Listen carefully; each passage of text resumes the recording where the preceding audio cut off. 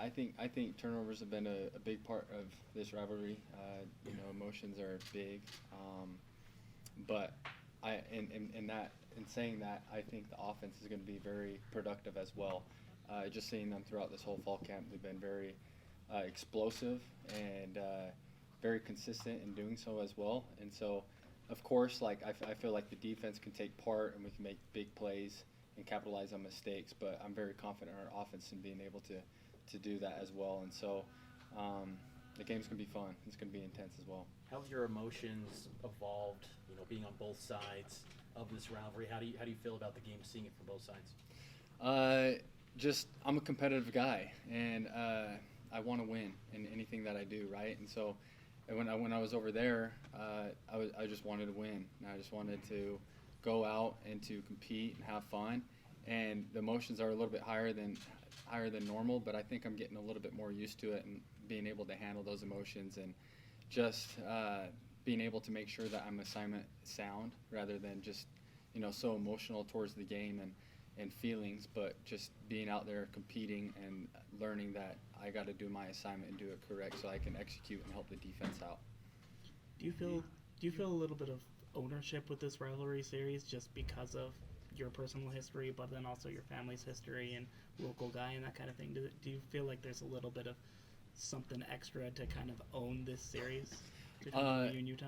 Yeah, I mean, I don't know if I would say I put more ownership into it rather than, like you said, I mean, there's a little bit more emotion maybe that comes with the game. Being from Utah, have from playing from there, have family from there, that I feel like the emotions and feelings are a little bit stronger towards that game. But as far as ownership, I try to take each game the same as far as leading the defense, making sure we're executing as well. But I would say that this game has brought intense emotions and making sure that we're ready because they're a very good team. They're a team that can execute, and we need to execute all four quarters in order to do so that we can win. And so, understanding that, I've tried to take more ownership as far as making sure that everyone is ready offensively and defensively and being ready schematically as well. Utah is breaking in a new offense this year with a new offensive coordinator, but they have all their playmakers from last year back on offense. What challenges do they present from a defensive perspective? Yeah, I think they're very explosive. They have Zach Moss, a running back that can break free. He's very physical, and they have some wideouts that can stretch the field. So it can be challenging being able to have to defend the run, but at the same time defend the pass. And so we got to be able to execute whatever our coaches call. We have a great scheme in mind, obviously, but we got to be on our toes for those things and those playmakers that they do have. And their new offensive coordinator as well has done a great job in being able to make those type of plays happen and count and put points on the board. And so we're going to have to be ready and assignment sound to take on those type of playmakers. You mentioned the explosiveness of the Utah offense. I feel like explosiveness is a word we heard a lot in fall camp from your offense. What have you seen from the offense and their ability to be explosive? As far as our offense? Yes. Yeah, I've just seen a very dynamic, the very same way. The running backs, we have guys that can run really hard. They're not just physical, but they're very fast as well. Tyson, Lopini, Soup, those guys are very, very good backs and all-around backs as well. And then we have receivers and tight ends that can do the exact same. And they've been very consistent, like I've said, with the type of plays that they've been getting. And Zach's a very good quarterback. He's very smart. He can read the defense. So not only are they very explosive and talented, but they're very smart. They're very smart all around on the offense, and I'm excited to watch them play because they're going to make some things happen. History has shown in this rivalry game that at some point you're going to face some adversity. Do you feel like this year's team is better equipped to handle that adversity when it poses itself against for you guys? I would like to say so. Yeah, we like to train ugly is what we call it. There's numerous of times where specifically my position coach has made us run gassers right before we compete on one-on-ones because adversity does set in. When are you ever going to play a play fully ready, you know, and not tired and gassed. And so we've liked to train ugly and to train in hard situations, and we've been looking for the right kind of mindset when adversity hits, right? If you have a PI, how are you going to bounce back, and with enthusiasm, or are you going to complain about it? So we're looking to be very optimistic in situations that do come, and to just be excited about the opportunity that we have to make another play.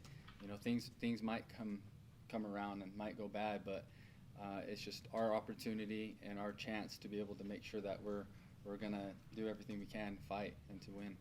Hayden Livingston's listed as a co-starter. What's he done to move up the depth chart as quickly as he has?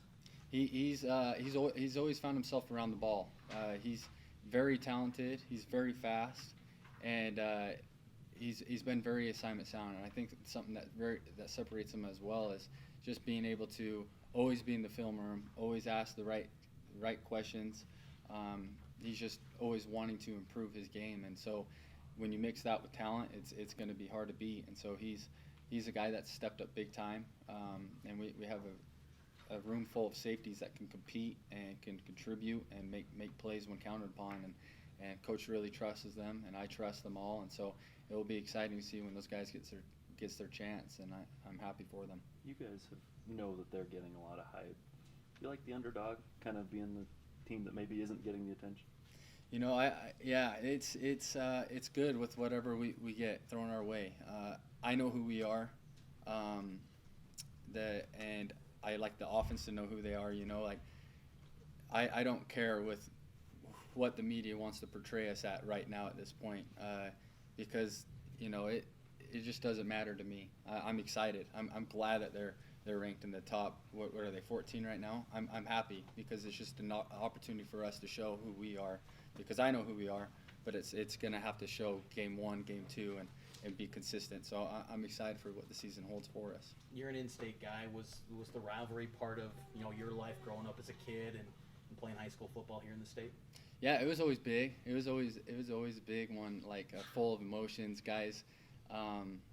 Just fighting like Utah's gonna win, BYU's gonna win, and at the time I didn't really have a preference, just because I've had families on both sides, just being Utah and BYU, and even growing up in the recruiting process as well, just being open-minded as well. And so I've always remembered this game to be very intense, just watching it and going to these type of games, and it will be fun, and it's fun to take part of as well because it's the same way. Last question for Austin. Kalani was saying the defensive backfield is deep enough that it doesn't always contain right on the 2 deep on the depth chart. How deep can you guys be at DB this year, and how deep do you think you can go? I mean, I think it speaks volume as far as having Dian to have moved to corner. I think it's very suited for him, and the coach has made the best decisions for that as well. And I think, I mean, you can just see these names up here, and those names, just looking at them gets me excited, because these guys are playmakers, and he's right. We can go more than 2 deep because these guys are prepared. These guys put in extra work. They're putting in extra lifts. They're putting in extra time in the film room, and they're constantly, like I said, asking questions, and they want to improve their game. And so they're guys that we can trust to be in there and make an impact when they're called upon.